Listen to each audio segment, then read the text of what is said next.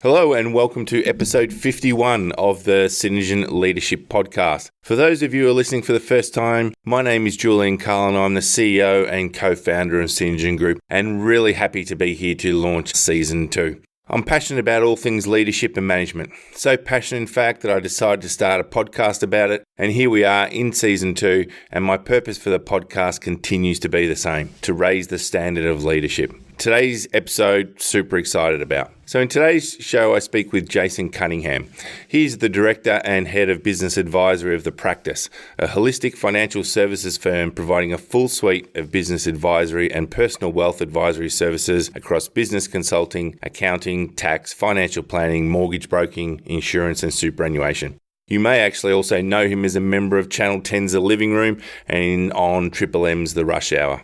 Now, Jason has a passion for helping business owners grow their business and get their life back. As a co-founder of The Practice, he believes it takes one to grow one, and to grow a successful business, you need to surround yourself with the experts, both internally and externally, so you're freed up to operate in your genius, whether that's as a technician, a salesperson, a leader, or a visionary. He works closely with a handful of select business and clients on short and long-term projects, doing things such as mission, core values, why development sessions. He does training programs, does coaching and mentoring, and he also does strategic planning sessions. He's also an author, having published 2 books, Have Your Cake and Sell It Too, The 7 Key Ingredients of Business Success, and Where's My Money? Now, during the course of the conversation, we explore a number of different ideas. We start by looking back at Jason's early days when he started The Practice and the challenges of starting a new business. We also explore some of the highs and lows of his journey, including how he and his business partner started to drift apart and what they did to reconnect. Jason's area of leadership passion is all about developing others, and he shares how he goes about that, including the importance of listening. And I finished the interview by asking Jason for any last thoughts on leadership, and he shares his perspective on diversity of thought and how that can be harnessed. So keep listening, and as always, would love to hear your thoughts about the interview with Jason Cunningham. Happy listening.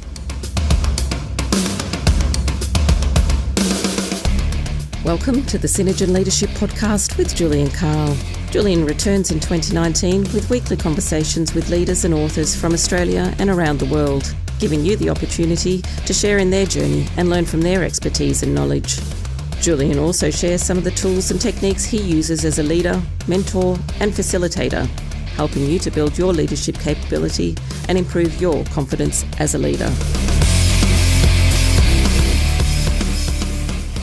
Welcome, Jason, to the Synergen Leadership Podcast. Thanks for having me, Julian. I'm pretty excited. Yeah, likewise. Really happy that you've been able to take the time so that the listeners have a bit of an idea about who you are, who is Jason Cunningham. Wow, you just put me on the spot like that. I guess at the heart and soul, if you'd have stripped me all back, Julian, I'm an accountant by trade, a CPA, also known as a car parking attendant. No, I know, I'm a certified practicing accountant, yep. And I've been in this business for 21 years. We run a accounting and financial planning business, and in actual fact, we just celebrated our 21st birthday. Yes. So big congratulations. Thank you. The story is that my fellow co-founder and I, we went to primary school, high school and university together. We grew up in Essendon, and Essendon is a very incestuous suburb. In actual fact, my wife is my first cousin. It just sort of makes Christmas that little bit easier, you know, her family or your... No, in all sincerity. So, yeah, Robbie and I, we went to primary school, then we went on to high school, and then we went to university. And at the end of university, we sort of went our separate ways. I worked in Broadmeadows at Ford Motor Company, and my partner Rob worked for a tax accounting firm in town. And I guess for the first 4 or 5 years, my role was really around manufacturing and cost analysis and really understanding from cradle to grave how to design and build a car, sell it, and who the customers are through the dealerships and the dealer network and the end customer. And I guess in that last year, whilst I was working at Ford, I was very fortunate to go on their graduate program where they give you a lot of training, and I was on this young finance graduate leadership program, and I went over to Detroit and went to the States and all that sort of stuff. But I guess there was a bit of a hole, something was missing, and talking to Rob along the journey, we thought, hey, why not have a crack and start our own business? And so on the 1st of December 1997, The Practice was born. And I remember in that first year in business, I left a job. I was on $55,000 a year, which is a lot of money 21 years ago for a 24-year-old kid, you know. And in the first year of business, we turned over $60,000 for the year, and we had 11 clients, and I was earning $100 a month. So here I was in business, making no money with no idea, no experience and no clients, but teaching people how to make money and how to grow a business. And it was quite challenging, but as a 24-year-old kid, and I say kid now because I feel a lot older than 24, and I am, but I didn't have a mortgage, I wasn't married, I didn't have kids, I didn't have any dependents, so earning $100 a month was okay. I'd had a bit of savings, and I was playing footy, I was getting a few bucks playing footy, so that was a whole heap of fun. But we bumped into our first business coach type mentor, and there's a guy from Adelaide who implored on us the importance of being on purpose, because we wanted to know, how do we grow our business? And he'd say to us, boys, the key to business is understand your purpose. And by purpose, you really got to define who do you serve and how do you serve them. And in business, we call that a mission statement. He said, now, so go away, stop punching out tax returns and doing all that sort of stuff. And like a lot of Melburnians, we flew north up for the winter, if you like, and we flew up to Port Douglas, and according to the tax office, we spent 14 days on our business plan. Well, we didn't really need the tax deduction because we weren't making any money, but I guess we had some carry forward losses. But we built a business plan, and what underpinned that was our purpose. And our purpose has remained the same to this day as it was 21 years ago, and that is to help our clients achieve their business and personal goals, and we do that through proactive service and ongoing advice. You fast forward to today, and I'm still confident that 80% of our success, if you say that we're successful, and I guess we're reasonably successful because we've been in business 21 years, but you fast forward to today, and 80% of the reason that we're here is because of our sheer focus on who do we serve and how do we serve them. So 21 years ago, we turned over 60,000. There was 2 employees. Today, there are 64 employees. We turn over about 15 mil. We're making a bit more than $100 each a month, and the world looks a little bit different. Along the journey, I guess, I've typically found the challenges that you go through in life are the things that most define you. And so when I first entered into the world of an accountant or being a public practitioner, I'd never done a tax return before in my life, and I didn't have much of an idea. And so I felt like I didn't really belong, because at 24, my peers or my competition were 34, 44 and 54. And who are you going to go and get advice of? A 24-year-old kid that's got no idea, or someone that's 44 or 54 that's got a bit of experience? But there's this wonderful human being that I've never met, but I love him so much. His name's John Howard, and he changed the tax system and introduced the GST.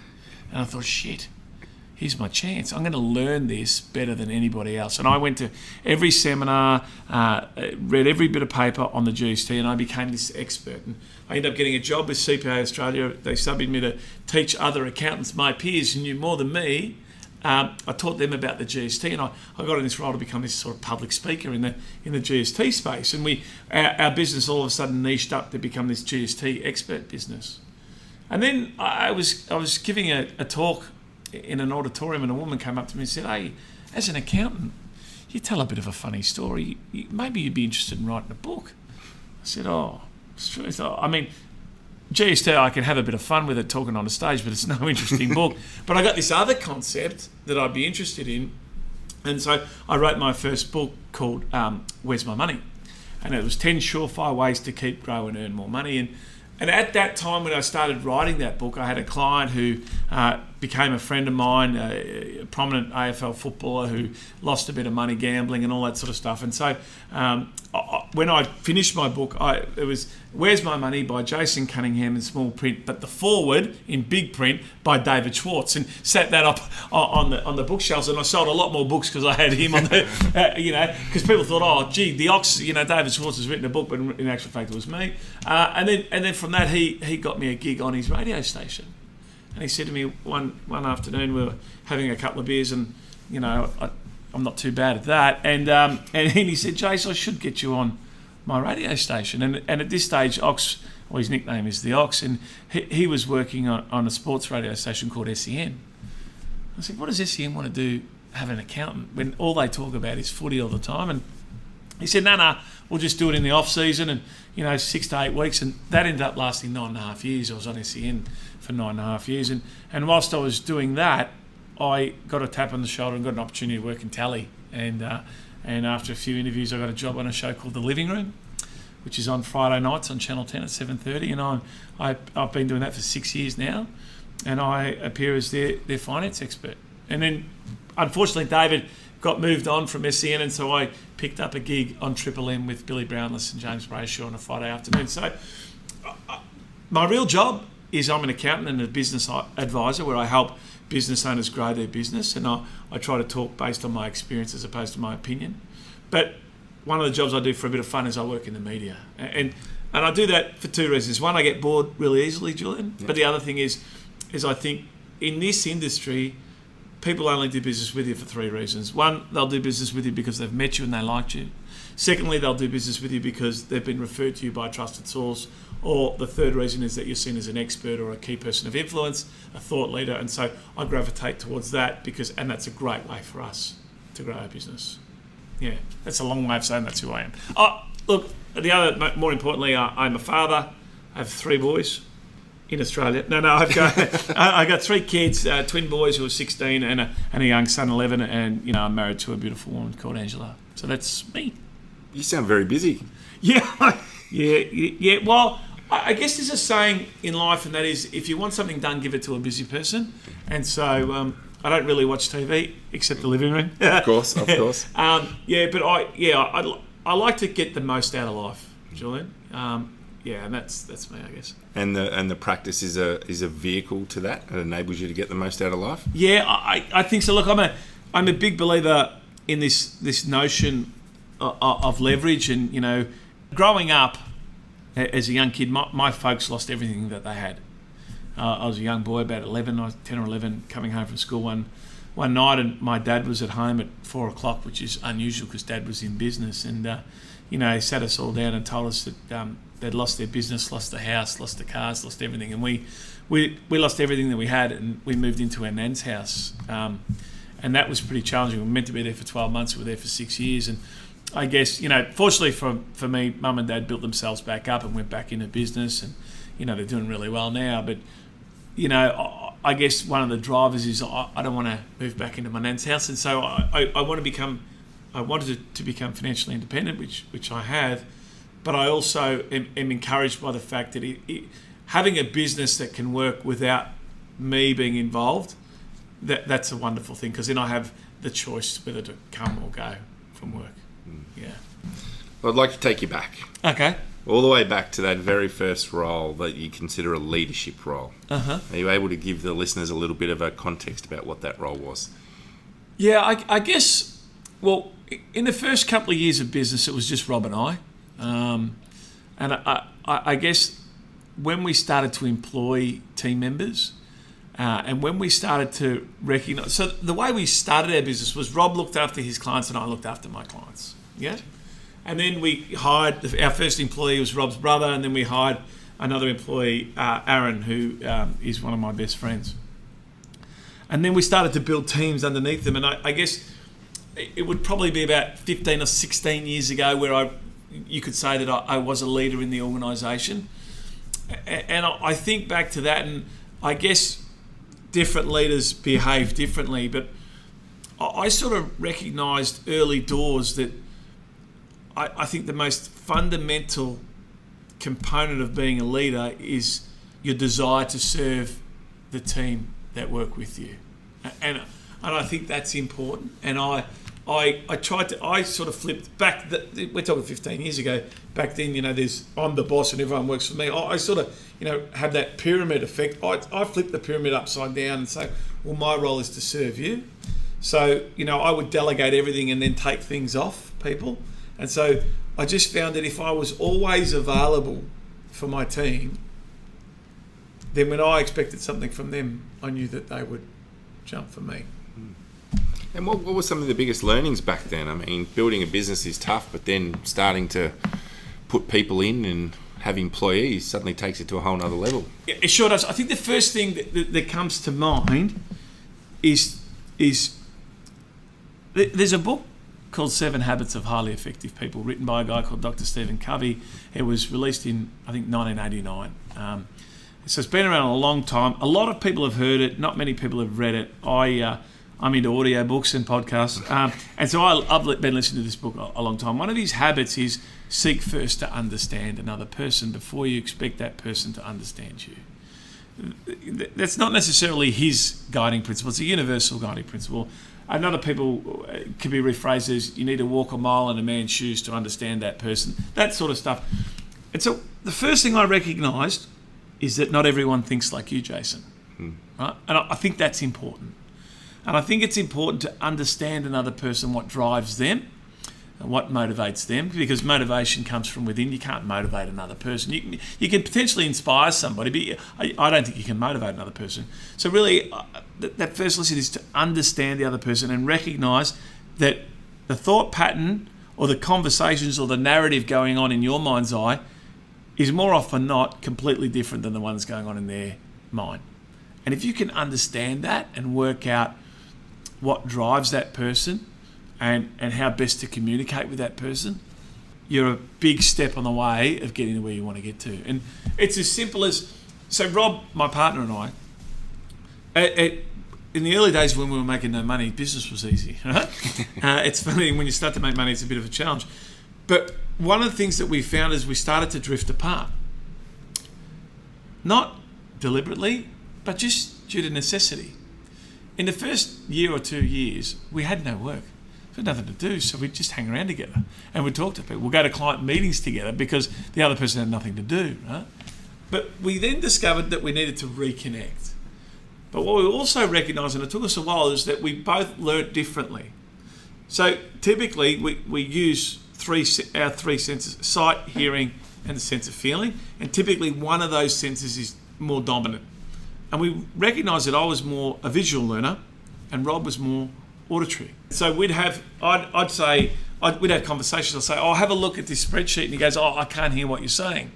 Or he'd talk to me about this concept. I go, I can't see what you mean. And so now, it took us a while, but we recognised that if I wanted Rob to agree to something, or if I wanted to buy into a concept, I'd say, mate, let's go for a walk. And I'd have a conversation with him. And if he wanted me to buy into something, he'd put a spreadsheet under my nose. I go, yeah, that's awesome, let's do it, you know? And so I think that's sort of linked to understand that person and understand the way they learn and the way they want to be communicated with. I go back to Covey. I hate to keep quoting him, but I go back to Covey, and Covey talks about 7 habits of highly effective people. And he says, the one thing you can't be effective with are relationships. You know, he says, ever had a tough conversation with your wife or your significant other, and you try to do that, you try to truncate that and do that in 2 minutes, and how did that go? When you and I both know that that doesn't work. So, yeah, relationships and spending time with each other and understanding that other person, I think, is pretty important. Was there an actual an event, something happened which made you realise, hold on a minute, we're speaking completely different language? Was there an incident, or was there something that you can put your finger on? No, I don't think there was a specific incident, but I think there was just occasions where, it just kept happening more and more that we just weren't seeing eye to eye or hearing ear to ear, according to Rob. Okay. So you started to build the team. Yep. You've realised that Rob and yourself have got some differences in terms of how you learn. Mm-hmm. What was sort of the really big takeaways from that sort of time then? In the early days of building the team. So when I graduated from uni, I met my wife at uni. Her name's Angela, and she got a job at KPMG, which big tier 1 accounting firm. And she would say to me all the time, Jay, you've got to hire the best people. And I would say, Ange, you don't understand. I can't afford the best people. And she would say, how can you afford not to have the best people? And I said, well, how do I attract them? This is, and sometimes us boys, we need to hear it a few times from the fairer sex. And it dawned on me, the moment I hire people with skills stronger than me, and I hire the very best people, my world became a lot easier. And I thought, hang on a minute, there's something in this, Ange. And so I then sort of, my role took a different sort of path, in the sense that I wanted to be responsible for the culture or the environment in our organisation. And so we established some core values of what we thought were really important behavioural traits to exhibit, to be part of our team at the practice. And we absolutely care about our clients and our team members. We work ethically and with integrity. Thirdly, we like to have a bit of fun when we're at work. I know that's dangerous for an accountant to say, I like to have fun, but by having fun, what I mean by that is we don't take ourselves too seriously, but we take the work that we do real seriously, and we like to enjoy the company that we keep. So we've got a bit of a no dickhead policy. No dickhead team members, no dickhead clients. And the fourth one is that we're really passionate and we're committed about what we do at the practice. And so embedding those core values within our organisation and then creating an environment that's not only conducive enough to attract key team members into our organisation, but also adhesive enough to hold on to them, right? And then I got onto this whole culture thing and this environment thing, and I thought, you know what? Wouldn't it be great to be that organisation where people are queued up that they want to go and work there? In AFL circles, we call it a destination club. You know, we want it to be like a destination place of work. And then the more I got into it and the more time we spent on it, all of a sudden, one could say by osmosis, but in actual fact, we started to attract all this talent. And then there's one thing to attract talent, then you got to look after them. And so some people say, I just pay them more. Well, yeah, that's one thing. But in actual fact, what you pay people is not necessarily the number one driver. If you can create an environment where your team know exactly what is expected of them, and they have the tools and resources at their disposal to be the very best that they can be, and you actually recognise that, then you're a long way down the track. And so, yeah, I think that's one of the things that we do when we do really well in our organisation. Okay. So is that what you see yourself now in terms of your role in the practice? Is that you're responsible for the culture, that you're responsible for the values? Is that where you see your role? I've broken my role down into 4 key parts. So before I get into that, from a functionality perspective, so our business is centred around our mission statement to help our clients achieve their business and personal goals by being proactive and having an ongoing relationship. That's our purpose. If you take the services, business and personal, I am the head of business advisory, and I have a team that directly reports to me of 31 or 32 people. My partner Rob heads up personal wealth advisory. And then we have an operations team, and then we have a team in Sydney. So functionally, I look after business advisory. But the second role is that I am a shareholder and a board member of this organisation. But then thirdly, my day-to-day activity is broken down into 4 key parts: leadership, growth, protection, and space. And this is my new one, space, right? Right, okay. Right, this is my new one. So I used to think business was all about leadership and growth. Yep. And then I had an incident in my business that I recognised that I needed to add protection in there. You got to protect the brand. You got to protect the stakeholders. The stakeholders aren't just the shareholders. They're your customers. They're your team members. They're your suppliers, and they're the shareholders. You got to do that. But this space thing is this new thing that I'm on, Jules. Okay.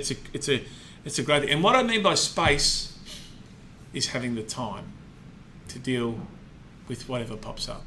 Because I used to run this real busy world where I was working on radio, on telly, public speaking, doing stuff with clients, strategy, all this sort of stuff. I'd run from A to B to C to D, and I used to believe in this, and I still believe in this notion of time blocking. So you got to block time in your diary to get it done. And so if it's not in my diary, I won't do it. But then I recognised that I was going back to back to back to back to back, and I never had any time for things that pop up. Now, you're not going to believe this. I'm 45 years old now, and I've recognised that sometimes, more often than not, things don't go according to plan. Right? So you've got to have that space. And so I budget for space. And people go, what do you do in space? And I answer it this way. I go, I do stuff. And they go, what stuff? And I go, you know stuff. Stuff is anything from going through emails, walking around the office, spending quality time with team members, grabbing a team member, bringing them into a meeting, giving people your time. Because my guys, our team, understand how busy I am, right? And that's not because I'm important or anything like that. It's just the nature of the beast. if you're a really busy person and then you give somebody your time, man, they really value that. But also, when you've got space, time, and a clear head, the shit that you can work out, it's outstanding stuff. Do you know what I'm saying? Oh, absolutely. Yeah. There's a whole lot of work being done at the moment in the sort of the leadership space where I play, and they're talking about the ability to focus. And our attention spans are getting shorter. And there's a challenge that one of the guys I follow has put out there, and he calls it a 40-minute focus finder. Right. He says, imagine, put yourself in a room like we are now, but no tech, just a pencil and a piece of paper. So no phones, no interruptions, no laptops, no anything. Yeah. What would you do with that time? And you start thinking about it, and you almost think, well, I don't know what I'd do with that time because I haven't had that amount of time to actually think. So there's a lot of people realising, and there's another book by a guy called Cal Newport, and it's called Deep Work. Yeah. And it's all about thinking and how you do your best stuff when you have that space to think. And that's, as business owners, that's what we need. Yeah, is absolutely. That time to think. Yeah. And as a leader as well, there's so much to think about, because if you're leading a team of 30, that's a lot of people to look after. That's right. Yeah, that's right. I think also space talks to having regular holidays. Yeah. So I talk to business owners every day, and when I do my talks, so I wrote another book called Have Your Cake and Sell It Too, which is the 7 key ingredients to business success, and that's all written on the basis that I believe business owners should begin with the end in mind and work backwards. And what I mean by begin with the end in mind is build a business that's ready for sale. So if I'll get up on a stage and I have a group of 200 business owners in the room, and the first question I ask them is, tell me, why did you go into business? And typically it's pretty quiet because I don't expect the speaker to ask the audience 1 minute in, and that's when I do that quick tech check to see if it's a live audience or not, right? And there's someone courageous will start and they'll say, oh, look, you know, I wanted to leave my own stamp on the world, or my old boss, I didn't like him, I didn't like her, and I wanted to do things my way, I thought I could do it better. So they'll go, look, I got made redundant, I just fell into business. And someone goes, oh, I want to make more money, right? And then we start to get into the honest answers, right? And as we go through the answers, people say, oh, you know what? I wanted to spend more time with my friends and family. I wanted to take Fridays off. I wanted to take Wednesday afternoons off and play golf. I wanted to make sure I took my daughter to ballet or gymnastics lessons. Or I wanted to take 8 weeks off every year and travel Europe. And my follow-up question is, and how's that working out for you, right? And people go, garbage, right? Because we get into this world, we fall into being business owners, we work all the time, and we're busy doing it. We don't stop. And just, as again, Covey, obviously, you know that you can tell that I love this guy. Well, he's no longer with us, but we don't sharpen the saw. So I'm really big on having time off and having, you know, every 13 weeks I need to have a break. That break could just be 5 days or it could be 2 weeks, but I need to shut it down, because I go intense, and this is how I work, is I go pretty intense and I need to shut it down. And now I don't even go hard for 13 weeks. I'm like, if I go hard for 2 weeks, that third week, I'm going to make sure that I take it easy that week. You know, finish at 3 o'clock a couple of days a week, whatever, just to give myself the opportunity to recharge and to give myself space. And different people operate, you know, on different wavelengths. I find going for a walk on a Saturday morning, which I do every Saturday with my wife, I find that's a real great time for us to connect, but also gives me a bit of time to just take it easy. I'm not walking for exercise. I'm walking to spend time with my wife and just to enjoy the day. And the amount of stuff that I come up with just in my head on those walks is amazing. And I don't mean to. And I go, oh my God, that is awesome. I better write that down in my phone. You know what I mean? So, yeah. I think you're onto something with the space. Maybe that's another book for you. I'm thinking about the space. Yeah. After I wrote the first book, I go, I'm never doing this again. And then I wrote another book. I go, I'm never doing this again. And now I'm thinking, maybe it's time. It's like when you have kids, you know, you speak to any woman that's given birth, she goes, I'll never do that again. And then they forget about it and they go it again. Now, I'm not saying writing a book is anywhere near having a child, but my first book did take 9 months to write, you know, so there's some sort of correlation there. So I'd like to explore some of your views on leadership now. We've got a bit of a sense of who you are. What do you think the biggest leadership myth is that you've come across in your time in business? Biggest leadership myth? That is a tough question, but if I could answer it this way. There are people in leadership roles that are not leaders. They just have the title. And there are a whole heap of people in your organisation. We refer to our team as team members. We don't have any staff or employees. We prefer to refer to them as team members that are actual leaders, but we don't recognise that. But they are leading a team and we don't even know what they're doing. And they could be leading them the right way or the wrong way. Now, I've often said that business owners can take a leaf out of professional sporting clubs. I'm a fan of the AFL, so whether it's the AFL, NRL, whether it's NBA, NFL, basketball, netball, take an elite sporting team. A great book on business, entrepreneurship and leadership is a book called Legacy, written by James Kerr. It's written about the New Zealand All Blacks. And I employ anybody and everybody after they've read Have Your Cake and Sell It Too. No, it's a great book, right? It's an awesome book, even if you know nothing about rugby union, right? And the book has so many inferences that we can use in business. So I just got off topic there, but I'll go back to sporting teams. And they do this in the All Blacks, but if you take the AFL system, at the end of a pre-season, what happens is the players get together and they select their leadership group. And then the leadership group is a group of leaders within the team that have been selected by their peers, once ticked off by the coaches and the heads, to be the leadership group. And the leadership group often in sporting teams are charged with responsibilities of pulling other players into line, setting the code of conduct, the core values and the behaviours that they demand from each other. And so, answering your question about leadership myth, it's not just the owners that are the leaders in the organisation. There are other leaders in there, in your organisation. I think it's good to anoint them as leaders within your organisation. And then that way you can have some influence on the type of leadership traits that they're setting their team members. So one of the things we did in our business is we have an ELT, Emerging Leaders Team. Yep. And we, SurveyMonkey or whatever, we got all our guys to vote on it and we sort of ratify it. But we've got a group of leaders within our business. Some have been in our organisation for only 6 months. Some are second, third year graduates. Some are associate directors or whatever. But we've got quite a broad, diverse group that have the responsibility of being in our Emerging Leaders Team. And the main responsibility that they're charged with, well, there's two parts. Number one, ensuring that our core values are disseminated through our organisation to help build our culture. And secondly, to help roll out the strategy that we as business owners set for our organisation.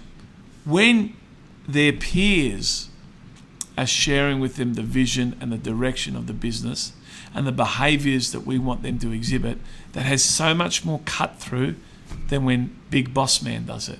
You got me? Absolutely. So I reckon that's a big one.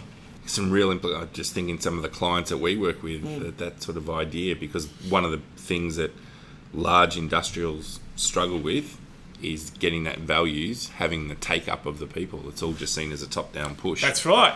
As opposed to, let's get involved. Yeah. That's why we jumped on it. Yeah. What dawned on me, I love the AFL. I worked at SEN for 9.5 years. So who do you follow? I'm a Bomber, Essendon supporter. We've had some challenges, no doubt, and I'm aware you're a Carlton supporter. You'll be right in about 15 years. No. Look, I know one of the coaches there. I used to play footy with him, and they're looking all right. They're looking a lot better than a lot of people think. Fingers crossed. Yeah, good luck. There's always hope. And so, the AFL system has always had, these leadership groups. Hawthorn do it really well. I've done some work with Hawthorn. They do it really well. In the book Legacy, it speaks about a couple of young boys that went out on the sauce and they shouldn't have, and they mucked up. And rather than the coaches coming down on them or the director of footy or whatever, they had to sit in front of their peers, the leadership group, and tell their version of events, and they were handed out a discipline from their peers. That's tough. That's tough stuff. Yeah. And has a lot greater cut through, if you ask me, than, the boss. Yeah, absolutely. Yeah. So how do you describe yourself as a leader? Yeah, that's a good question. I believe that I exhibit... No, I'll take that back. I know that I exhibit the characteristics or the core values of our organisation. I know that I absolutely care about our team members and about our clients. I'm well aware of that. I know that I operate with integrity and I'm ethical. And I lead when I communicate with a new customer. If they don't get value from what it is that we do, I ask them to simply allow me to give them their money back.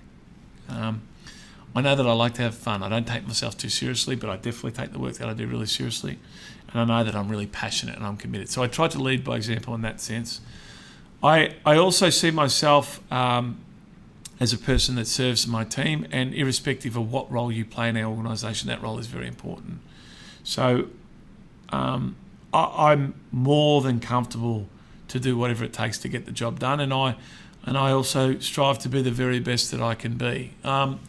I try to operate with humility, because I work on tally and stuff like that, or I've got a reasonable profile in our industry. People might not agree with that, but I shy away from that sort of stuff. But above all else, I think the most important trait that I try to exude in my behaviour is the notion of authenticity. And I think that's been a little bit lost in the last 5 to 10 years, and particularly as social media becomes more prevalent. And what I mean by authenticity and why social media is masking that is everyone's filtering this and filtering that. You'll only ever see good things put on social media. Look how good I look what we did, look at this wonderful holiday I'm having, look at this wonderful relationship I'm in. And yet when, as an accountant, you get to see behind the scenes of everything.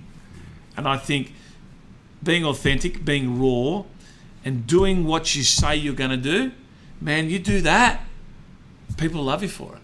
And when you don't, you say, I'm sorry, I forgot, I didn't do that, or I made a mistake. People love that. I think that's been lost, Jules. I honestly think, and I think it's time for authenticity to rise to the surface again. And I think that type of approach is going to attract a certain type of person as well. Absolutely. The talent you were talking about. I think it does. But if you look at our politicians and the way they behave, right, and what they say, we don't believe a word that they say. Irrespective, right, left side, whatever, we don't believe a word they say. You have a look at the biggest church in this country and what they've been saying, and we're just appalled, right? No one watches the news anymore because it's crap. Current affair programs are rubbish. Let's get back to authenticity, and being raw and being honest, and take the filters away. So you mentioned Covey a couple of times. Yeah, love him. Never met him. Are there any other frameworks or models which you're a big fan of that you use in your role as a leader? Because I think models and frameworks are a necessary part. I think they make our lives easier as leaders. Mm-hmm. Are there any that resonate with you? I always try to surround myself with people that can that I can learn from, and so whether I've met them or not, whether it's just through my earphones or whether it's some words that I read on a piece of paper, I got pretty excited about a guy called Gary Vaynerchuk. Okay. Yeah, and I think he's half mad, which I think that's awesome. But he's got a saying. He's got his 3 rules for his life, and they are: number 1, absolutely love your family. Right. Distant second is do what you love, and 3rd, work your ass off. Right, now he had the F word in there, but I'll probably keep that out there. But everyone, and he reckons that if you love your family, do what you love, then you're not really working that hard. So I like that, and I thought, I'm going to adopt that in my way of thinking. I think that's pretty cool sort of way of thinking. The other big thing is, and we spoke prior to this podcast, is that I lost my mum this year. And I'm a dad, And dads, we're all right, we come and go, but mums, man, they're the best. Mums are the best. They sacrifice so much, and, I'm really sad that I lost my mum, and it was a really tough time for me and my family, and still, it's really raw and it's really close, and it's coming up to Christmas now, and it's a tough time for us. But I look for the legacy that my mother has left for me, and what my mum shared with me is, Jason, there's beauty in everything, And so I always try and see the good in everything. And the good in everything might be, what's the lesson that I've learnt here where I can do things differently? But I can only do that when I've got the space. You got me? Yep. So if you've had this event that hasn't gone to plan, which as a business owner, that happens daily, often hourly, but you've got no space to deal with it, then you're going to get frustrated. But when you have the space to breathe through it, then typically you'll find the good in it. My mum gave me that. She's a champion. Words of wisdom. Words of wisdom. So what's your biggest challenge right now from a leadership perspective? Biggest challenge right now is understanding the line between empowering team members to be the very best that they can be and create an environment that works in sync with our organisation, and taking the piss. So what do I mean by that? So we have a work from home policy. We have a choose your own hours policy.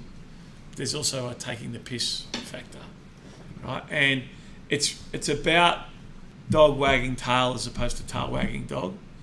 It's very grey, and it's challenging. And yeah, I think back to when I first started at Ford Motor Company. I was employed there in 1993, and Australia was just going through a mini recession, and the old president was a guy called Jack Nasser, and they used to call him Jack the Knife. In 2 years, he reduced the workforce from 15,000 to 7,500.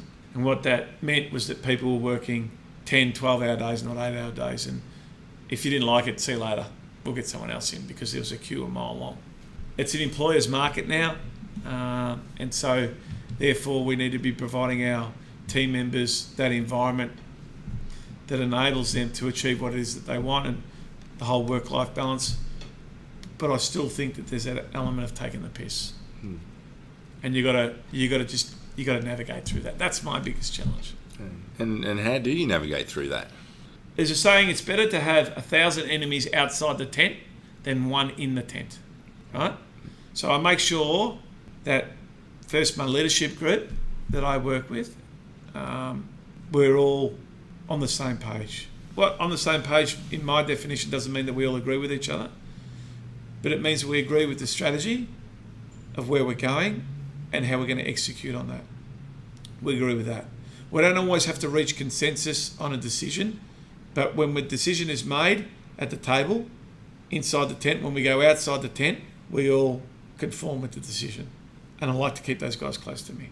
And my role is to serve them, not for them to serve me. So I give them the opportunity to be the very best that they can be, and how can I help you with that? So what would you describe as, because leadership's a big term. Yeah. It's a big term. We could bang on about for ages. What, if I had to ask you what your passion was within the leadership space, what would it be? Developing other leaders. Absolutely. I've had no greater pride than seeing some of my team members really step up and become the people that they've become. And it brings a smile to my face. And it makes me proud. I got some team members in our organisation, one of our guys who has become a partner in our business, started as a graduate 15 years ago, right? Started as a kid. I got another young girl who's an associate director, so she's, one step away from becoming a director and a partner in our business. Started as a graduate. That's awesome. I got a guy, I spoke to you about him earlier, when he was one of my first hires 4 years ago. He left our business. He'd been with us for, 16, 17 years he was been with us. He's coming back in January. What a great story that is. He left, went away for 4 years and said, hey, I want to come back, That stuff, man, that makes me feel really good. And it's a common universal principle.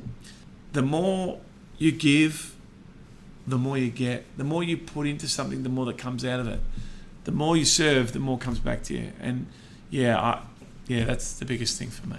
So how do you go about developing these leaders? What do you do to get them to that level? First, it's important to ask them or get them to understand where do they want to get to. Some people become accidental leaders, right? Because they don't think they're up to it. So I think it's important to instill the confidence in your team. And sometimes you've got to push them a bit further than they want to be pushed, right? I'm very wary of the Peter principle that people typically get promoted to their own level of incompetence, and I'm aware of that. But there are some people, like there's a young girl, Caitlin, who's an associate director in our organisation. And as I mentioned, she's been with us, I think 13 years. And I have a really strong friendship with this young woman. I helped her buy her first house. I'm friends. I went to her 30th. I went to her 21st and her 30th. I'm friends with her parents, and her mum had to talk her out of becoming a hairdresser to become an accountant. Now, there's nothing wrong with being a hairdresser, right? Nothing wrong at all. But she became an accountant. She didn't know if she was good enough to be a CPA. I sort of encouraged her, some would say forced her to become a CPA, and she did that, and then stepped into management, then a senior manager, now an associate director. So I think you've got to know when to push. I think it's important to create an environment where it's safe to be vulnerable. And if the environment, if it is safe to be vulnerable, that then really promotes the authenticity piece. And then if your relationship is authentic, that's where the honest conversations flow. Yeah. I hope that answers your question. Absolutely. So do you highlight the talent that you want to focus your development attention on? I mean, do you think when someone comes in, I think that person's might be someone I'm going to put a bit of attention to, or do you wait for people to demonstrate a little bit? Yeah, I do. So I hold off a bit. Typically, I'll leave you go for a while. I think that's important just to see whether I'll let the organisation work out whether or not you're going to fit culturally. And the organisation does do that, which is great. And then if the time's right and I'm the right person to mentor that person, I will. We're fortunate now with a team the size of ours, we have an HR manager, and I can't implore the importance of having HR within your business. And so she helps create leadership development plans for our team. We take our performance review process really seriously. There shouldn't be any surprises come performance review time. We need to have conversations with our team regularly. So it's part process driven, and I think process is really important because without the process, sometimes things get forgotten because things happen in our worlds. So if the process, that then forces it to be followed, and then it's about the application from the individual. Has it ever gone wrong? Yeah, all the time. No, business is easy. I get this shit right all the time. No, yeah, absolutely it has. It has, and that's life, isn't it? We've had some great talent that we haven't been able to hold on to. I'm proud of the fact that we've had 9 businesses spawn out of ours. So 9 people over 21 years have started their own business. Wow. I'm really proud of that.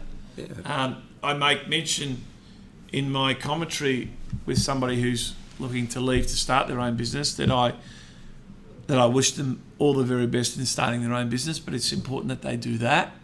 And what I mean by that is that they start their own business. They don't take my business and start it somewhere else. Yeah. So it's really important. And out of 9 times, that's only happened once. And unfortunately, in those situations, you need to stand really strong and hit that person really hard. And so we had to do that. Not physically, obviously, but just through the correct processes and the legal system. And that hasn't happened since and won't happen again. But yeah, there are times where we've just lucked out. People need time, Julian. Everyone wants your time and your attention, and it's about ensuring that you dedicate that time to the right people in your business, and sometimes you get it wrong. Absolutely. Yeah. So I'm curious to know about the future. So what does the future hold for the practice, and what does the future hold for you? So long term, For me personally, my career ambition is to be a primary school teacher. That's my career ambition. Right. Yeah. Okay. It pays no money. Yep. So I will do that when I sell my business, whenever that day may be. So when you talk about the vision, for me, it's all about building a business with a view to sell it.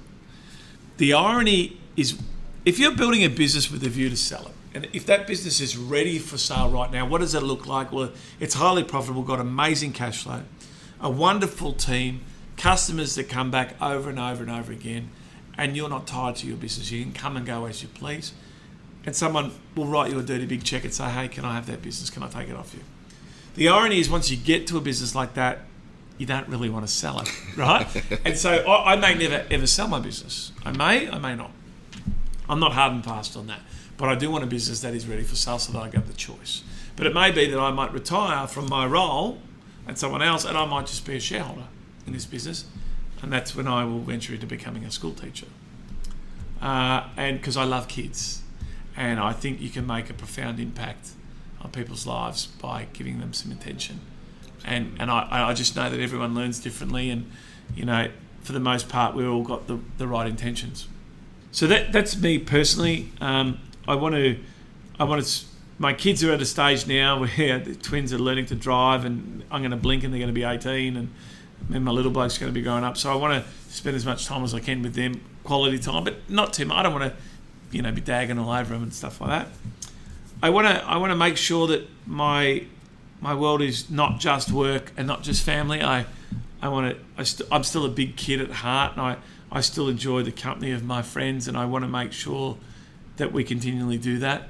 Particularly if my wife is a stay-at-home mum and I'm the breadwinner in our family. You can fall into the trap of just working, and then family, and then gym sometimes. So I regiment that I catch up with different groups of friends periodically, and that's fun. And yeah, Rob and I have always said that the next stage in our business, we've brought our business so far, it's our next generation of leaders that are going to take us to the next stage. And I'm excited about giving them a leg up to do that and see what they can do with the organisation. That excites me. Okay. Which really gets back to your passion, which is the developing people. Yeah, absolutely. Building people who can do that for you. Yeah. So in doing all that, what's going to get in your way? Well, in light of recent events and losing my mum, health is an issue. So that's why being on top of my health is very important to me. So that may get in the road. Other than that, I can't see anything getting in the road. I hope that doesn't come across as arrogant or ignorant. No. I just think that where there's a will, there's a way. Yeah. And we've had some really big challenges in our business, But if you can see the challenge, this is where I put my accounting hat on. You got to be across the numbers, and you got to be across the non-financial indicators of your organisation. And if you're on top of that, and if you're taking time out to look at your business or sit on top of your business rather than being caught inside it all the time, if you're doing that and then having the conversations that you need to have with the people that you need to have, and you're prepared to do the things and lead by example, I think that there will be hiccups. The world will change, The market, I look at the financial services market that I'm in at the moment, and December last year, the Governor General introduced or announced that there was going to be a Royal Commission into the financial services industry. That's had a massive cascading effect on not just financial services. It's impacting real estate agents now because people are really struggling to borrow money because the banks have tightened up, and there's all this sort of stuff. Man, I see that as an opportunity. How can we jump on that? How can we capitalise with that? So I don't know, other than health. But you know what? As a business owner, your health is the last thing that you look at. Yeah. I'm always curious about the different industry sectors that I get the privilege of talking to people in. What's going to hit your industry? What's going to change things? What do you need to prepare for? Our industry is a funny industry. At the heart of what it is that we do, we right at the core is that we lodge tax returns for people. more often than not, our customers see no value in the lodgement of the tax return. In actual fact, you can do it yourself, right? But it's everything that comes off that is where our customers see the value. But I know deep down that that's the core of our organisation. Thankfully for me, the government forces everyone to lodge a tax return, right? And so I have that luxury. Technology's been playing a big part in our industry. Cloud-based record keeping is huge. There's a little company called Xero, that have... We use them. Yeah, they've just announced their 1 millionth subscriber in Australia, so they're flying along. But MYOB are doing the same thing. They have a Mob Live program, Intuit, Quicken. So technology plays a big part. I think there's an inherent danger in a lot of businesses like mine that operate their business on the back of that technology. The technology is a means to an end. There was a big push to offshore a lot of work. We didn't go down that path. What we want to do is we want to lead and create efficiencies in our organisation by tapping in to the effective use of technology. And most of us only go, 5-10% deep on technology. The deeper you go and the more adaptable you can become to technology and use that to your benefit, I think that's important. I think the younger generation are doing things themselves. And so our industry, the processing of work, which arguably could have been seen as valuable 10 years ago, is of no value today. So you've got to be streamlining your processes so that when you process or compile we believe this is a strange thing. I reckon about 97, maybe 98% of our clients have the ability to add shit up, right? So we don't hang out and go, hey, we can add stuff up for you. That's just a means to an end. It's the advice that we give them based on the numbers and the non-financial indicators that pop out where our customers really see the value. And then finally, communication. Communication in today's day and age where most people text people rather than ring them, I still think when it's business to business, text has a place, social media has a place, but having conversations with people, having the time to listen to what it is people are trying to work out and what it is they're trying to achieve. Our role really as the custodian of their financial data is to help them navigate through the challenges that they're facing. They know the answer, they just can't see it yet. And I think that's a big thing for us. Okay. Any last words on leadership that you want to share with the listeners? The Japanese refer to the term as Kaizen or Kaizen, depends on what side of the Moonee Ponds Creek you grew up on. So this whole continuous improvement piece, right? And I think you should never stop learning and you should never stop developing. There's so much information out there and different leaders will come and go and you might see somebody in the way they communicate. Like I spoke about Gary Vaynerchuk earlier. Some people find him really offensive because he swears a lot. Well, who cares about that? Just put a filter on that. Don't worry about that. He's got some nuggets that are really awesome. Now, I couldn't operate like he does. I reckon he sleeps about 3.5 hours a night. That doesn't work for me. But I know that there's a couple of things that I want to take from him that I think, man, that's pretty awesome.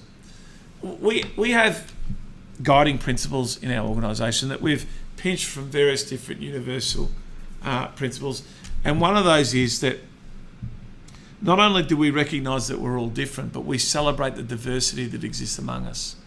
And so what we mean by that is that we celebrate the fact that you see the world through a different lens than I do. And I know that there's 25.5 million people in Australia, and I know most of them don't see the world I do. So I'm open to seeing the world that you do, because what can I learn from that? And I think as leaders, that's really important. But also, just because somebody says something doesn't mean it's true. And so it's that ability to source someone else's opinion and then relate it back to where you're heading and work out whether that can add or not add value, and then communicate with conviction. I think that's important. Well, on that note, Jason Cunningham, thank you so much for being on the Synergen Leadership Podcast. Man, it's been a delight. Thanks for having me, Julian.